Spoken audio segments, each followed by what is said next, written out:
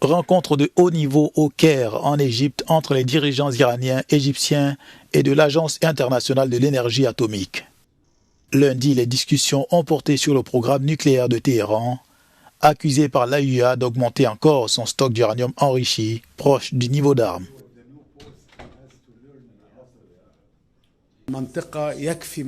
La région a suffisamment de crises et de défis sécuritaires. Et ce qui nous intéresse ici, c'est ce dossier nucléaire iranien.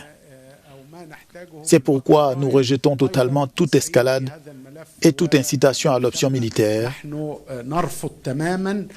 Et nous soulignons une fois de plus l'importance d'une solution pacifique et l'importance de ne pas provoquer d'escalade dans la région afin d'éviter des conséquences indésirables et d'éviter d'entrer dans un état de chaos prolongé dont personne ne pourra s'échapper. Le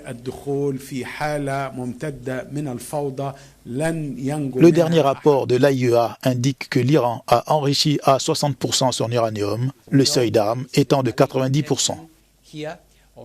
Nous savons qu'il y a une escalade de la tension ici. Samedi, j'ai publié un rapport complet détaillant certains des domaines où il est nécessaire d'obtenir plus de transparence, mais parallèlement à cela, et c'est très important, il y a des négociations.